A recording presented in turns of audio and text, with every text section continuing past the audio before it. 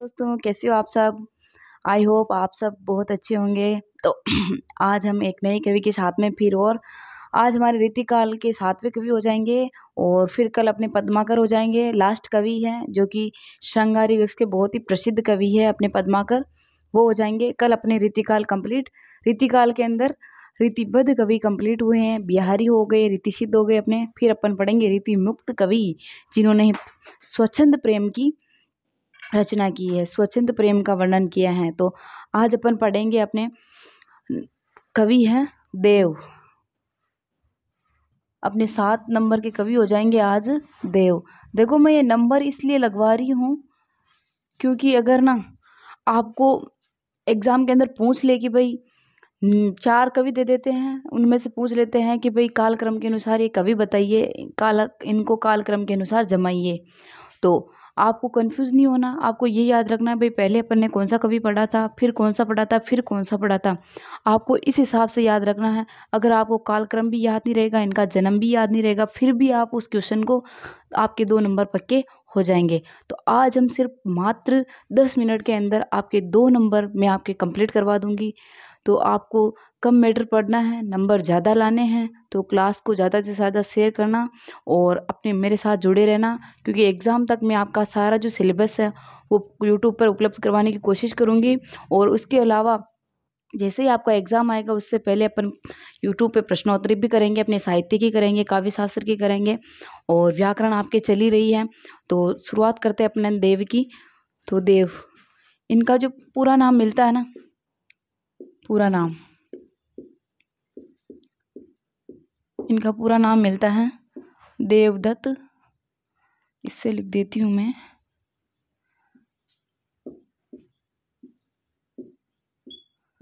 जैसे कि आपने थंबनेल में देख ही लिया होगा, देवदत्त द्विवेदी है ना, देवदत्त द्विवेदी इनका नाम मिलता है। ये एक ऐसे कवि है ना, ये एक ऐसे कवि है जो पता नहीं कितने राजाओं के आश्रय में रहे। रीतिकाल के अंदर, रीतिबद्ध कवियों के अंदर सबसे ज़्यादा रचनाएं भी इनकी मिलती हैं, सबसे ज़्यादा राजाओं के आश्रय में भी अपने यहीं रहे हैं। तो ये लिख देती हूँ क्योंकि आपके क्वेश्चन बनता है कि रीतिकाल के ऐसे कौन से कवि है जो सबसे ज़्यादा राजाओं के आश्रय में रहे और जिनकी सबसे ज़्यादा रीतिकाल के अंदर रचनाएं मिलती हैं। तो सबसे ज़्यादा राजाओं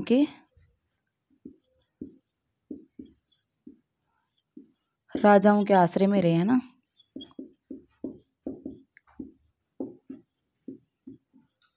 आपके रीतिकाल में रीतिबद्ध कवियों में सबसे ज़्यादा रचनाएं भी इनकी है ना, आश्रय में सबसे ज़्यादा राजाओं के आश्रय में रहे और सबसे ज़्यादा रचनाएं जिन्होंने लिखी वो भी इनकी मिलती है ना। तो ये सबसे पहले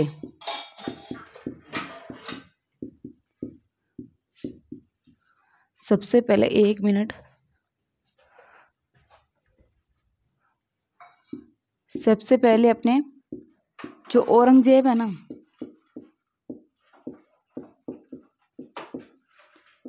औरंगजेब का पुत्र था। औरंगजेब का पुत्र था आजम शाह। सबसे पहले ये इन्हीं के आश्रय में रहे, है ना।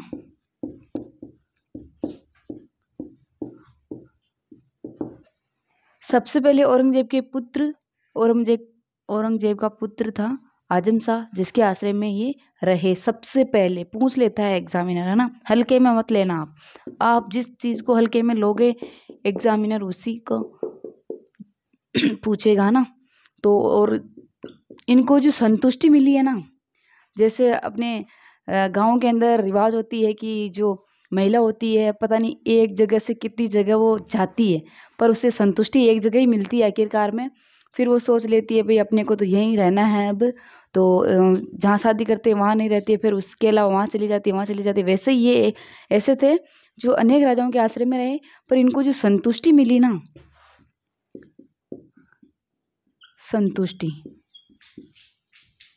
संतुष्टि मिली इनको, भोगीलाल के आश्रम में। ये राजा थे भोगीलाल के आश्रय में। संतुष्टि इनको भोगीलाल जी के आश्रय में मिली। तो ये हो गई इनके बारे में महत्वपूर्ण जानकारी। ये इनकी नॉर्मल जानकारी है, पर कभी कभार पूछ लेते हैं, तो इसलिए मैंने आपको ये भी बता दी। और इनका जन्म, महत्वपूर्ण चीज़ ये है अब इनका जन्म। क्योंकि इनका जो कवि है ना, जिनकी डेट दे रखी है, उनका आपको जन्म डेट याद करनी पड़ेगी, क्योंकि पूछ लेगा। अगर जन्म डेट दे रखी है तो याद करनी है, नहीं दे रखी है तो अपन कहाँ से याद करें। तो जन्म है इनका 1673 ईस्वी के अंदर इनका जन्म हुआ था, इटावा के अंदर, है ना। इटावा के अंदर इनका जन्म हुआ था। और अब इनकी जो पंक्तियाँ हैं वो पहले मैं, आप स्क्रीनशॉट लेना चाहो तो ले सकते हो, बाकी मैं मिटा के इनकी जो महत्वपूर्ण पंक्तियाँ हैं वो मैं आपको बता देती हूँ ना। तो रिपीट करते हैं अपन साथ के साथ में। तो इनका जो पूरा नाम है वो मिलता है देवदत्त द्विवेदी। और ये सबसे ज़्यादा इनकी रीतिकाल के अंदर रचनाएं मिलती है, सबसे ज़्यादा राजाओं के आश्रय में रहे। और सबसे पहले ये औरंगजेब के पुत्र आजम शाह के आश्रय में रहे। और उसके बाद इनको जो संतुष्टि मिली है वो भोगीलाल जी के आश्रय में मिली है, भोगीलाल जी के आश्रय में मिली है ना। तो अब मैं आपको इनकी पंक्तियां, जो महत्वपूर्ण पंक्ति हैं, मैं आपको बता देती हूँ। देखो, इधर लिख देती हूँ मैं इनकी पंक्तियां। क्या है ना कि क्या हुआ, एक भाई ने कमेंट किया है कि आप थोड़े जोश से बोला करो और आप थोड़ा स्पीड लिखा करो।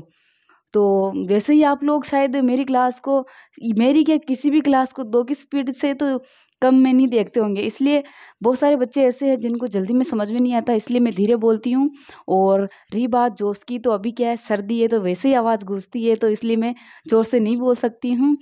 क्योंकि आपको पता है, ज़ोर से बोलूँगी तो अभी सर्दी है, वैसे ही आवाज़ वैसे ही गूंजती है, तो मैं ज़ोर से नहीं बोल सकती। बाकी जोश तो मेरे अंदर है, जितना मेरे अंदर है वो मैं निकाल रही हूँ यहाँ पे। तो बस आप मेरे साथ बने रहिए। तो अपन इनकी महत्वपूर्ण पंक्ति देखते हैं। अभिधा, देखो इन्होंने अभिधा जो शब्द शक्ति है ना, उसको सर्वोपरि माना है। तो अभिधा उत्तम काव्य,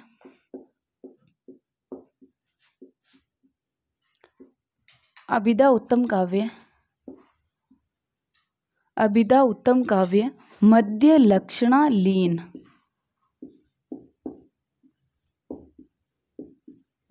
मध्य लक्षणा लीन। और अदम व्यंजना रस वीरस उल्टी कहत नवीन। इसी पेन से लिख देती हूँ।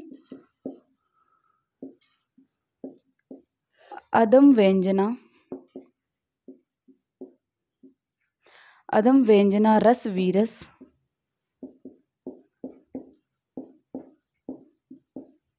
उल्टी कहत नवीन।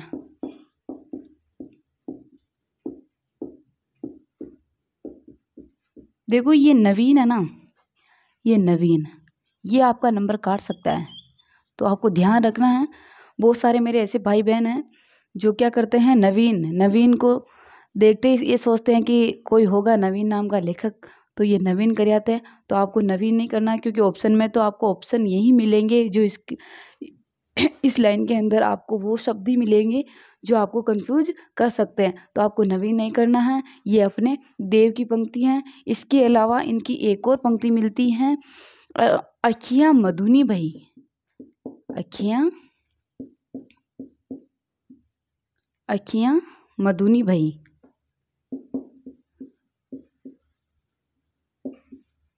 ये दूसरी पंक्ति है ना, ये इतनी मिलती है ना इनकी, आप ये सोच लो कि भाई इतनी थोड़ी है। तो ये 2 इनकी महत्वपूर्ण पंक्तियां हैं जो मिलती हैं। और इसके अलावा इनकी एक और महत्वपूर्ण बात है, इन्होंने ना अपने शब्द शक्ति 3 प्रकार की होती है, अभिधा, व्यंजना और लक्षणा। तो इन्होंने 4 प्रकार की शब्द शक्ति बताई है ना, 4 प्रकार शब्द शक्ति के 4 प्रकार बताए है ना। अपन काव्य शास्त्र पढ़ेंगे तब सब शब्द शक्ति भी पढ़ेंगे अपन। तो शब्द शक्ति के 4 प्रकार बताएं, शब्द शक्ति के इन्होंने 4 प्रकार बताएं। और जो संचारी भाव होते हैं, आपको पता है संचारी भाव जब अपन काव्य शास्त्र पढ़ेंगे तब मैं आपको पढ़ाऊंगी। संचारी भाव 33 होते हैं और इन्होंने 34 संचारी भाव माने हैं ना, 34 संचारी भाव माने है ना।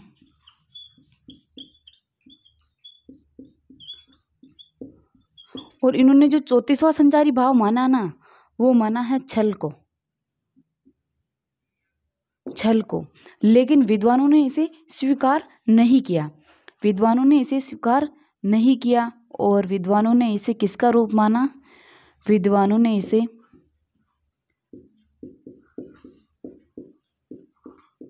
अवहिता का रूप माना ना।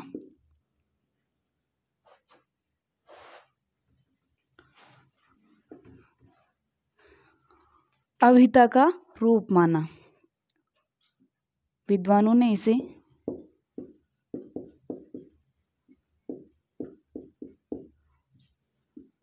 अवहिता का रूप माना ना।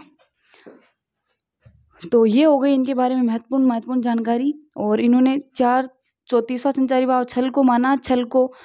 विद्वानों ने छल को अवहिता का रूप माना। और इसके अलावा इन्होंने जो 4 शब्द शक्ति बताई है ना, 4 शब्द शक्ति में इन्होंने चौथी जो शब्द शक्ति बताई है वो बताई है तात्पर्य। जबकि शब्द शक्ति के कितने प्रकार होते हैं? 3 प्रकार होते हैं। लक्षणा शब्द शक्ति, व्यंजना शब्द शक्ति और अभिधा शब्द शक्ति। इन्होंने चौथी जो शब्द शक्ति बताई है वो बताई है तात्पर्य। और विद्वानों ने इसे स्वीकार नहीं किया। और विद्वानों ने इसे किसका रूप माना? विद्वानों ने इसे अभिधा का रूप माना। अभिधा शब्द शक्ति का ही रूप माना। तो ये हो गई इनके बारे में महत्वपूर्ण जानकारी। इसके अलावा अब बचती है इनकी रचनाएं। आपको मैंने शुरू में बता दिया कि भाई रीतिकाल के अंदर रीतिबद्ध कवियों में सबसे ज़्यादा जो रचनाएं मिलती है वो अपने देव की मिलती हैं। तो आप एक बार इनका स्क्रीनशॉट ले लो और उसके बाद अपन इनकी रचनाओं के बारे में बात करते हैं। तो मिटा देती हूँ मैं। और जब मैंने आपको बिहारी या चिंतामणि पढ़ाए थे तब मैंने आपको बताया था कि भाई जितने भी रीतिबद्ध कवि है या रीतिकाल के कवि है जो आचार्य कहलाए, लेकिन अपने एक शायद देवी ऐसे कवि थे जो आचार्य बनना चाहते हैं पर वो आचार्य नहीं बने और कवि के रूप में प्रसिद्ध हुए क्योंकि इन्होंने सबसे ज़्यादा रचनाएं की। तो आज वो दिन आ गया है कि अपन उस पंक्ति को भी यहाँ लिखेंगे। तो ये आचार्य कवि बनना चाहते थे ना, आचार्य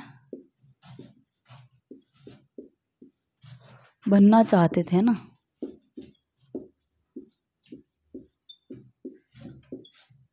पर प्रसिद्ध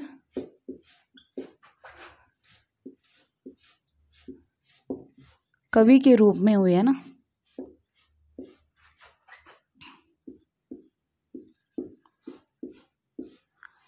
कवि रूप में हुए, ऐसे लिख लो आप, है ना।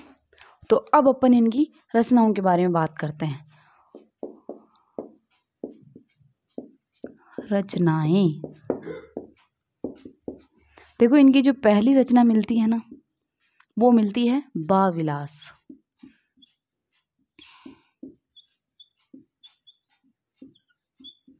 इनकी पहली रचना मिलती है भावविलास। और इनकी जो दूसरी रचना है वो मैं इधर लिख रही हूँ, भावविलास, जाति विलास,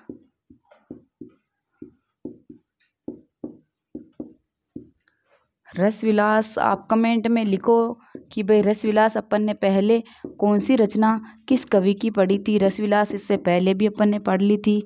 रस विलास, भाव विलास, जाति विलास और एक है उनकी कुशल विलास। जो ये विलास वाली है ना, एक तरफ लिखवा देती हूँ क्योंकि आपको याद करने में आसानी रहेगी। तो जाति विलास, रस विलास, और ये हो गई इनकी विलास वाली। और इसके अलावा इनकी मिलती है एक और भवानी विलास।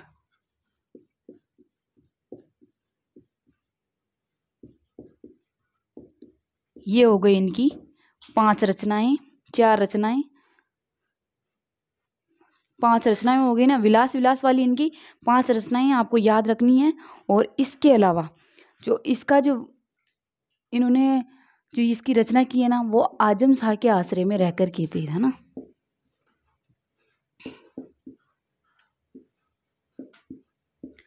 आजम शाह के आश्रय में इसकी रचना की थी इन्होंने अपने भावविलास की। और ये इनकी पहली रचना है। और इसका जो टाइम मिलता है ना, टाइम मिलता है इसका 1689 ईस्वी। तो एक बात बताओ आप, 1673 में इनका जन्म हो गया, 1689 ईस्वी में इन्होंने भावविलास, मात्र 15 साल की उम्र में इन्होंने भावविलास, जो कि इनकी पहली रचना है, आजम शाह के आश्रय में रहे। सबसे पहले आपको पता ही आजम शाह के आश्रय में रहे थे ये। तो आजम शाह के आश्रय में इन्होंने भावविलास की रचना की। और ये जो जाति विलास है ना, जाति विलास के अंदर ये क्या करते हैं, जो गाँव गाँव में जो घूमते थे ना ये, तो इसके अंदर अनेक क्षेत्र या गांव मान लो, अनेक क्षेत्र, और जहाँ घूमने जाते हैं तो वहाँ की जो महिलाएं हैं, महिलाओं का इन्होंने वर्णन किया। अनेक क्षेत्र और महिलाओं का इसमें वर्णन है। और इनकी तो कोई वर्ण्य विषय मिलता नहीं है। और इसके अलावा अब अपन इनकी जो 6वें नंबर की रचना है, इनकी 6वें नंबर की रचना मिलती है अष्टयाम।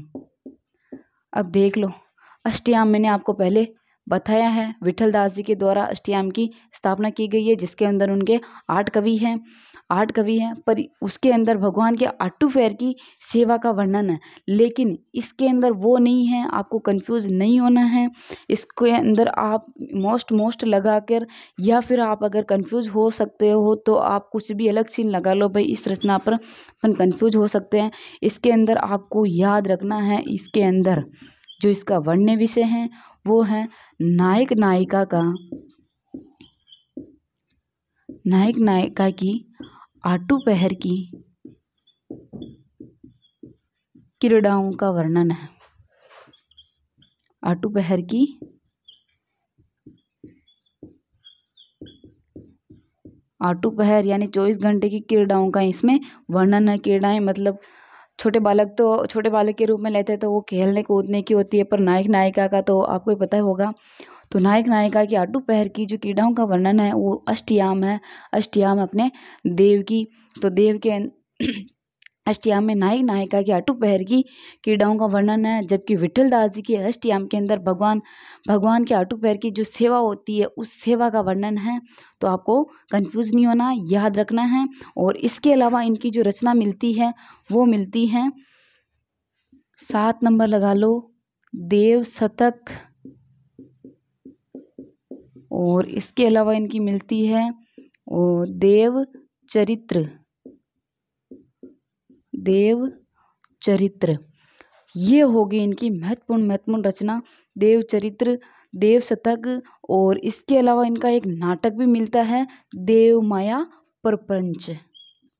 इनका नाटक मिलता है एक, देव माया प्रपंच। और इसका जो आधार है ना,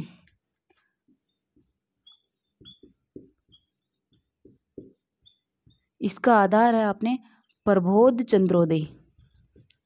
ये भी अपन ने भूषण का ही पढ़ा था, उनका नाटक था प्रबोध चंद्रोदय। पर ये अलग है, प्रबोध चंद्रोदय वो अलग है ना। तो देव माया इनका जो नाटक है उसका आधार है प्रबोध चंद्रोदय। तो ये हो गई इनकी महत्वपूर्ण रचनाएं। तो इसके अलावा और भी मिलती है काव्य रसायन और शब्द रसायन।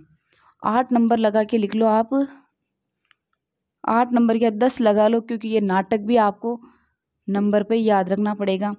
तो शब्द रसायन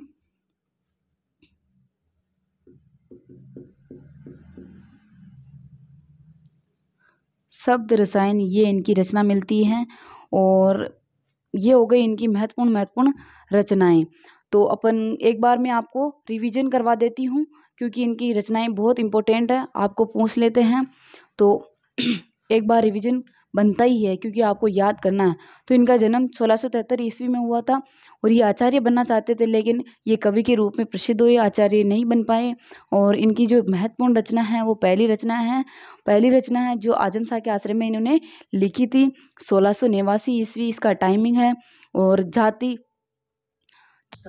हाँ, तो ये एक बार फिर से रिवीजन हो जाए। मैं आपके लाइन पे यदि जाऊँ, आपको ध्यान रखना है कि भाई लाइन कहाँ जा रही है, मेरा हाथ कहाँ पे है, मैं कौन सी रचना बोल रही हूँ। अगर आप ध्यान रखोगे तो आपको याद हो जाएगा। तो इनकी पहली जो रचना मिलती है वो मिलती है भाव विलास, जो कि इन्होंने आजम शाह के आश्रय में लिखी थी। इसका टाइम है 1689 ईस्वी, है ना।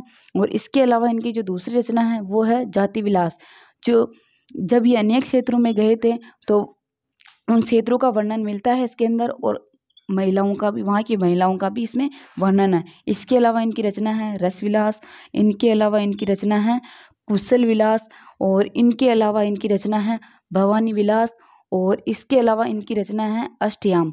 अष्टयाम के अंदर आपको याद रखना है नायक नायिका की आठों पैर की जो क्रीड़ाएं हैं, उस क्रीड़ा का इनमें इसके अंदर वर्णन है। और इसके अलावा देव शतक, और इनके जो देव चरित्र है ना, इसमें ये कृष्ण काव्य, कृष्ण भगवान का इसमें वर्णन किया गया है ना, कृष्ण भगवान का वर्णन है इसमें, है ना। और इनके अलावा इनकी रचना मिलती है शब्द रसायन। अब इस शब्द जो रसायन है ना, इसका दूसरा नाम पूछ लेते हैं आपको।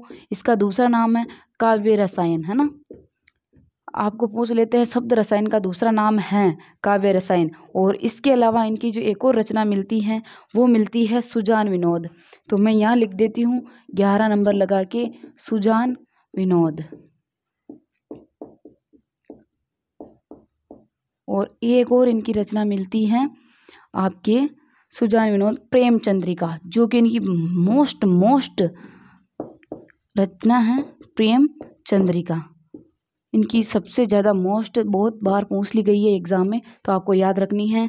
तो ये हो गई इनकी कितनी 13 रचनाएं हैं, और नाटक समेत आपके 12 रचनाएं हैं। देवमाया प्रपंच इनका नाटक है, जिसका आधार है प्रबोध चंद्रोदय। तो शायद 10 मिनट 15 मिनट ही हुए होंगे, लेकिन इसमें आपके 2 या 4 नंबर पक्के हैं। तो आपको कम समय में कम मीटर और ज़्यादा नंबर लाने हैं, है ना। तो ध्यान रखना और तैयारी करते रहना। अगर क्लास अच्छी लगे तो लाइक करना और आगे से आगे शेयर करना, क्योंकि ज़्यादा से ज़्यादा जो बच्चे हैं, जो अपने भाई बहन हैं, वो इस क्लास का लाभ उठा सके। धन्यवाद।